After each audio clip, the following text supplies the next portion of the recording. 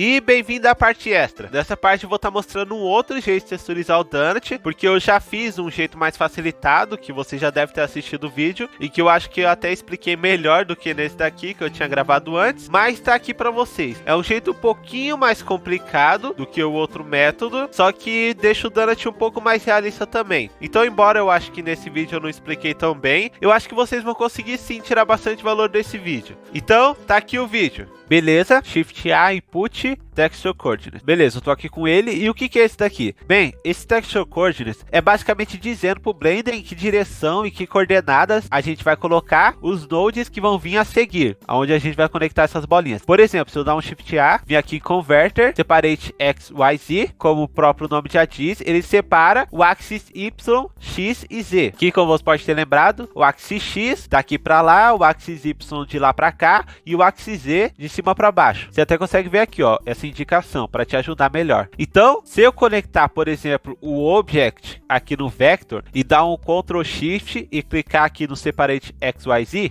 eu posso até focar só nessa base do nosso Donut, clicando aqui em Slash. Daí nós, tipo, esconde todos os outros e só deixa a gente visualizando esse. Não é como se a gente tivesse excluído. A gente só escondeu aqueles outros objetos. Se eu quiser voltar para ver os outros objetos, eu clico em Slash de novo. Ok. Agora, como você pode ver, que interessante, a gente tem um gradiente de um lado para o outro. Então, o que está acontecendo aqui? Bem, o Texture Coordinates, ele está enviando a origem desse objeto, a origem que fica aqui no centro, para o Separate XYZ. E a gente está visualizando o axis X, ou seja, a gente está visualizando os números com base na origem do objeto, no axis X, que é daqui para lá, como você pode ver. Se a gente dá um outro Ctrl Shift nesse mesmo node, a gente desce a seleção, ou seja, estava no X, agora a gente está movendo um Y, que você vai ver que vai inverter, agora é de lá para cá, porque de lá para cá é o axis Y. Se a gente dá outro Ctrl Shift, clicar, a gente está visualizando agora o axis Z. Se, por exemplo, só para você ter uma ideia do que isso faz, a gente pegar o Generate Coordinates e conectar aqui no Vector, você vai ver que agora grande parte só tá branco. A gente não tá mais vendo grande parte preto. Isso é porque o Generate Coordinate, ele gera as coordenadas a partir do canto, não a partir do centro. Como você pode ver, se eu dar um Ctrl Shift e clicar aqui nesse node de novo, eu vou mudar para o axis X e você vai ver que só tinha um tiquinho de preto aqui e o resto tudo é mais branco. Isso é porque ele tá começando aqui, ó, e tá se espalhando para os outros lugares. Se a gente colocar no Object Coordinates, ele vai estar começando daqui no centro e vai estar se espalhando para outros lugares. No caso aqui no axis X, porque é o que a gente está visualizando agora. Beleza? Dá os outros Ctrl Shift para visualizar o axis Z, porque é esse axis que a gente vai usar. E por que a gente vai usar o axis Z? Bem, porque o que a gente vai querer fazer com esse Donut é pegar o centro dele, fazer tipo linhas aqui para tentar copiar o que acontece com o Donut depois que ele é assado. Que o que acontece com o Donut é que meio que no centro aqui eles ficam um pouquinho mais cru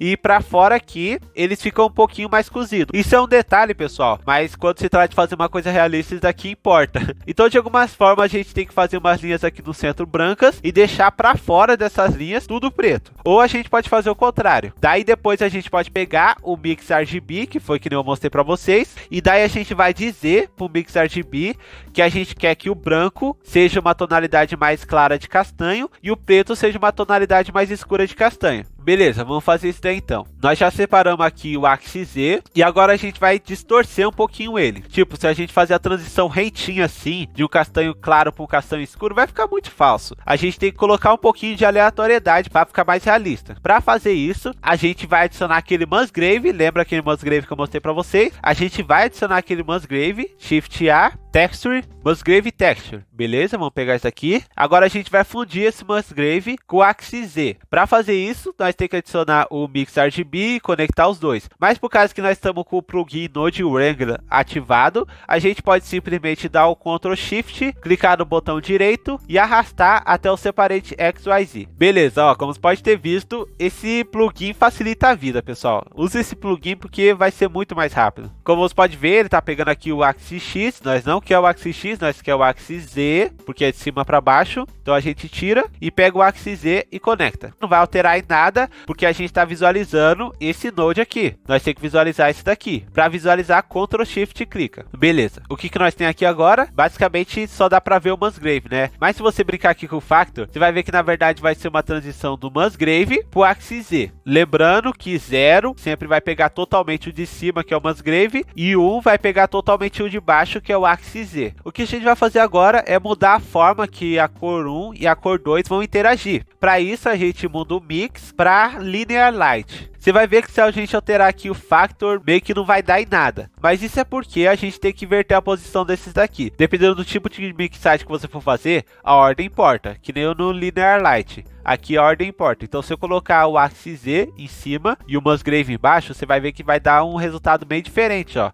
E é o resultado que a gente quer. Como você pode ver, o valor aqui, ó, quanto mais você adiciona aqui, mais eles vão se fundir. Nesse caso aqui, você tem que pegar um valor bem mínimo, porque o que nós quer é só deixar as bordas bem irregulares, mais ou menos assim, beleza? Você também pode brincar um pouquinho aqui com o tamanho, que se você dar um Ctrl Shift e clicar no Musgrave para ver melhor, é nada mais, nada menos do que o tamanho dessa textura. Então, quanto maior o valor aqui de Scale, menor vai ficar a nossa textura. Tipo, isso parece um pouco confuso, mas faz sentido se você parar pra pensar. Porque é como se você imaginasse uma imagem. Imagina uma imagem 2D. Daí você aumenta essa imagem. E se você aumentar essa imagem, para você encaixar essa imagem no objeto pequeno, ela vai ter que diminuir, trazendo todos esses detalhes junto com ele, para poder encaixar nesse objeto menor. Beleza, então como você pode ter imaginado, se a gente diminuir aqui o tamanho, também vai afetar o jeito que vai fazer a mixagem aqui com a axis Z. Então se eu clicar aqui no Linear Light e for mudando os valores, você vai ver que vai mudar, ó, também o tipo de transição. Você pode brincar aqui com o detalhe, que é realmente o quanto de detalhe vai ter essa nossa textura. E beleza, agora o que a gente vai fazer é afinar isso daqui, porque a transição tá muito suave. Tipo, se você imaginar aqui que as cores cinza vão ser as transições de um bege mais claro para um bege mais escuro, isso daqui tá muito suave. A gente tem que afinar isso aqui um pouco mais, para deixar as bordas mais nítidas, para deixar as bordas mais rentes. Para isso, a gente vai adicionar Shift A, Converter, Color Ramp.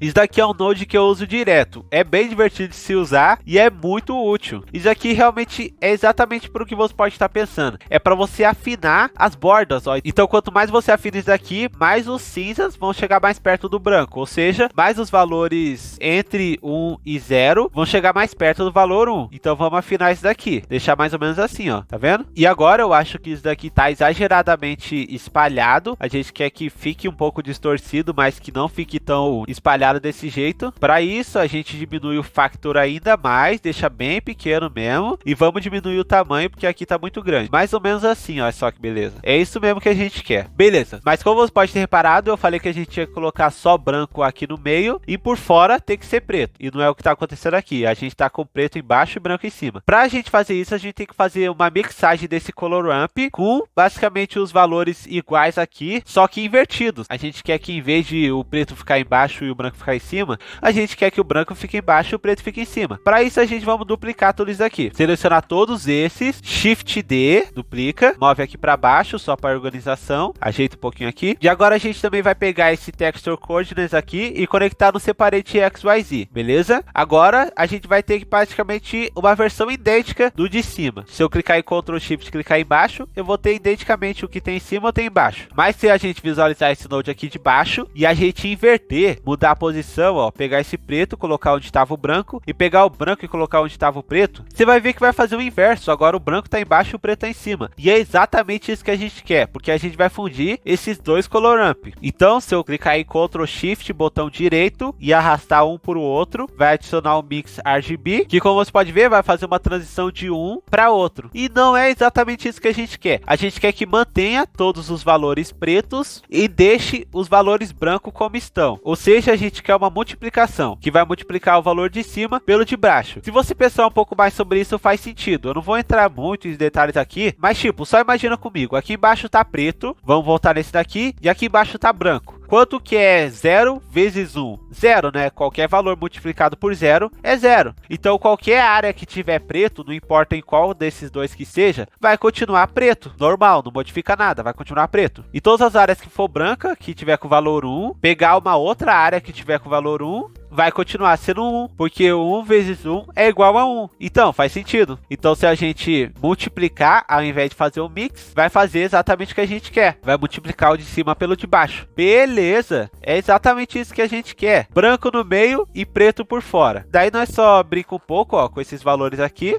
E agora a gente só precisa falar pro Blender que a gente quer que esse branco seja o castanho claro e esse preto seja o castanho escuro. Para fazer isso, vamos duplicar esse daqui. A gente pode duplicar para não ter que adicionar de novo. novo, então dá um Shift D, duplica, conecta aqui, e se você for com uma node em cima de uma linha, você vai ver que automaticamente eles vão conectar um no outro. É outra forma assim bem rápida de você conectar os nodes. Beleza, agora a gente vai mudar o multiply para ser o mix. E agora vem a parte interessante, porque lembra do factor que 0 define o valor de cima e 1 define o valor de baixo? Então, se a gente usar esse multiply como factor, a gente pegar aqui e conectar no factor, todas essas áreas brancas vai ser o 1, ou seja, vai pegar o valor de baixo, vai pegar a cor de baixo, e todos os pretos vai ser o 0, que vai pegar a cor de cima, e é exatamente isso que a gente quer. Então vamos visualizar esse mix, você vai ver que não vai acontecer nada, porque os dois estão com a mesma cor. Então vamos mudar o de cima para um marrom mais escuro, mais ou menos como que é a cor de um donut, sei lá, mais ou menos assim. E vamos mudar o de baixo para um valor mais claro, e você vai ver que vai estar acontecendo exatamente o que a gente queria. No meio tem um valor mais claro, por fora tem um valor mais escuro. Se você estivesse perguntando por que tá tão liso isso daqui, por que a luz não tá refletindo, é só você lembrar que tudo isso daqui não tá conectado no Principal BSDF, que é esse node aqui que registra a luz. Se a gente conectar no Basic Color do Principal BSDF, e agora a gente conectar o BSDF no Surface, você vai ver que agora sim, isso daqui tá interagindo com a luz. Então a gente consegue ver como que vai ficar. E agora você pode brincar aí com as cores, deixar mais ou menos como que tá o donut. Se você não gostar, se você achar que tipo tem muitas ondas, se você não quer que fique assim, ou se você quiser afinar mais ainda as bordas, se você quiser mais ondas, menos ondas, você pode diminuir aqui o factor para deixar mais liso, você pode aumentar o factor. Daí isso daqui é questão de gosto, pessoal. Faz do seu jeito aí, da maneira que você acha que fique melhor. É isso daí. Bem, para agora eu acho que já tá ótimo. Vou deixar assim. Agora se a gente for ver no Principal BSDF, lembrando que isso daqui não é o resultado final. Para você ver o resultado final, você tem que vir aqui em Render View. Daí aqui sim vai ser o resultado final. Olha só que maravilha. Bem, vou voltar aqui pro Material Preview. E o que nós vamos fazer agora é colocar um pouquinho de regularidade no donut inteiro. Tipo, vamos colocar um pouquinho de bumpiness, que eu vou mostrar para vocês o que significa. Se a gente dar um Shift A e vir aqui em Texture e adicionar um Noise Texture, se você dar um Ctrl Shift e clicar nele, você vai ver que é basicamente uma forma diferente do Musgrave. Que, aliás, eu acho que se a gente mudar esse Musgrave para um Noise, tipo, mudar esse Musgrave para um Noise Texture, vamos ver como que fica.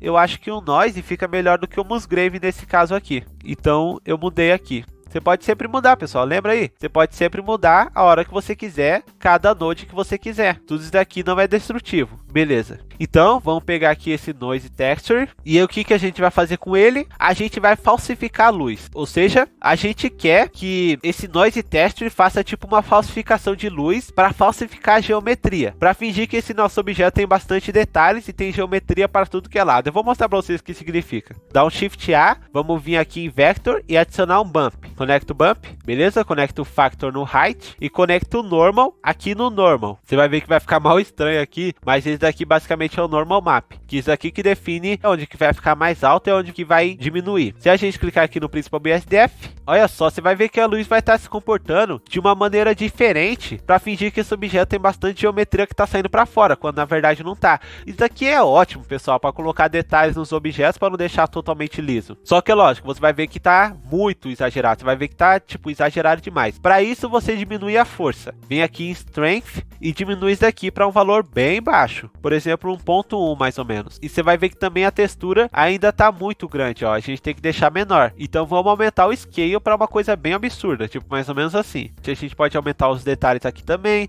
aumentar o Roughness, e você vai ver que vai dar já uma textura para o nosso donut. Não vai ser uma coisa mais totalmente lisa. Beleza? Eu posso até diminuir um pouco mais, talvez 0.05. Eu acho que assim tá ótimo.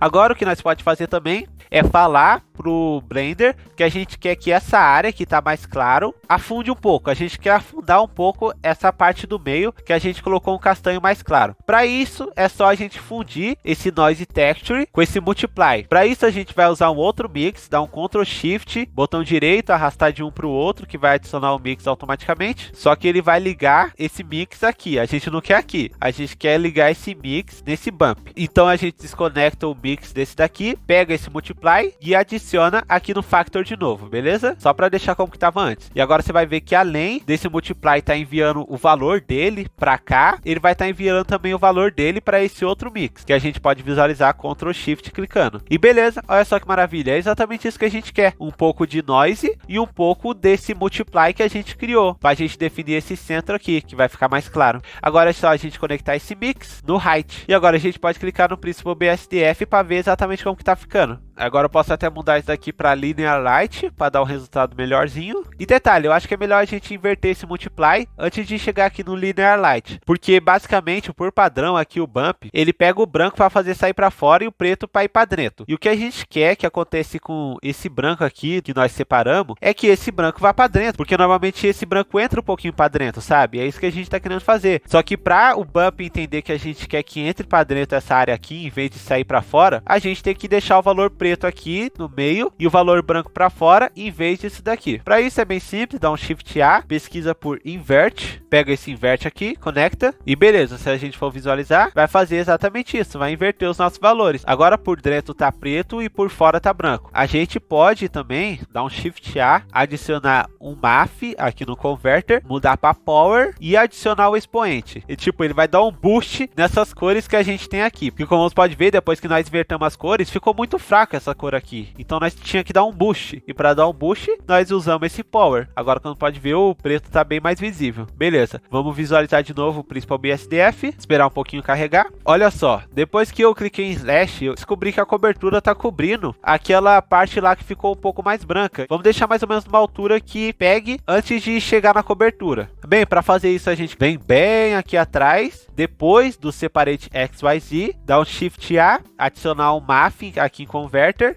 E se a gente de novo focar nessa base do nosso Donut, para a gente ver mais especificamente, vou dar um Ctrl Shift aqui nesse add, você vai ver que nesse caso aqui, o que esse add faz é nada mais, nada menos do que arrastar o nosso gradient. Então a gente pode definir a localização que a gente quer ele. E lembrando que a gente está definindo a localização desse gradient antes de acontecer tudo isso daqui que a gente criou. Então se eu clicar de novo aqui em Principal BSDF, você vai ver que ó, ficou mais para baixo, tá vendo? Eu só vou desconectar aqui o Bump, que está consumindo bastante recurso no meu computador. Então, temporariamente, eu só vou desconectar aqui o Bump para carregar mais rápido. Ó, você vai ver que agora o castanho mais claro, ele tá pegando mais embaixo. Se eu adicionar esse valor aqui, se eu aumentar isso aqui, vai ficar cada vez mais embaixo até sumir. Vamos deixar mais ou menos numa altura que pegue antes de chegar na cobertura. Eu acho que mais ou menos assim tá ótimo. E eu até percebi que eu deixei o Musgrave embaixo e um noise em cima, é por isso que ficou estranho, embaixo tá diferente de cima. Bem, para resolver isso eu simplesmente desconecto o Musgrave, eu posso até deletar, vou pegar esse noise texture